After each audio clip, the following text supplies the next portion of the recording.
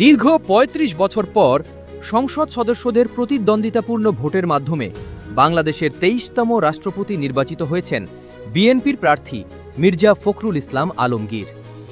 বৃহস্পতিবার ২০ আগস্ট জাতীয় সংসদ ভবনের অধিবেশন কক্ষে রাষ্ট্রপতি নির্বাচনের ভোটগ্রহণ অনুষ্ঠিত হয়। ভোটগ্রহণ শেষে প্রকাশ্যে ব্যালট গণনা করা হয়। গণনা শেষে ফলাফল ঘোষণা করেন প্রধান নির্বাচন কমিশনার সিইসি ও নির্বাচনী কর্তা এএমএম নাসির উদ্দিন। জনাব মির্জা ফখরুল ইসলাম আলমগীর পেয়েছেন 255 ভোট 255। রাষ্ট্রপতি নির্বাচনে জামায়াত নেতৃত্বাধীন ১১ দলীয় জোটের প্রার্থী কর্নেল অবসরপ্রাপ্ত অলি আহমদকে পরাজিত করে বিজয়ী হন মির্জা ফখরুল ইসলাম আলমগীর। মোট ৩৪৩টি বৈধ ভোটের মধ্যে মির্জা ফখরুল ইসলাম আলমগীর পেয়েছেন ২৫৫ ভোট। অন্যদিকে কর্নেল অবসরপ্রাপ্ত অলি আহমদ পেয়েছেন ৮৮ ভোট। সিইসি ও নির্বাচনী কর্তা এএমএম নাসির উদ্দিন জানান, রাষ্ট্রপতি নির্বাচনে মোট ভোটার ছিলেন ৩৪৯ জন। এর মধ্যে ৩৪৩টি ভোট বৈধ এবং ৬টি ব্যালট অব্যবহৃত ছিল।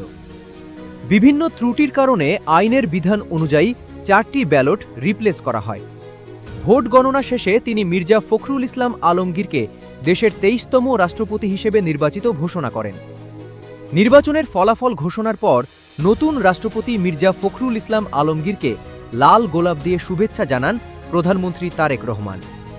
পরে বিরোধী দলীয় নেতাসহ অন্যান্য সংসদ সদস্যরা তাকে ফুল দিয়ে শুভেচ্ছা ও অভিনন্দন জানান। ভোট গ্রহণের সময় সংসদ সদস্যরা নিজ নিজ আসনে বসে পূর্ণ নাম স্বাক্ষর করে ব্যালটের মাধ্যমে পছন্দের প্রার্থীকে ভোট দেন। সংসদ সদস্যদের মধ্যে প্রথম ভোট দেন ভারপ্রাপ্ত রাষ্ট্রপতি হাফিজ উদ্দিন আহমদ।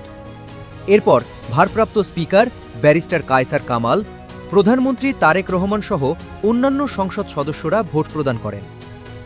বাংলাদেশের ২৩তম রাষ্ট্রপতি নির্বাচিত হওয়ায় বিএনপির প্রার্থী মির্জা ফখরুল ইসলাম আলমগীরকে STV21 পরিবারের পক্ষ থেকে আন্তরিক শুভেচ্ছা ও অভিনন্দন।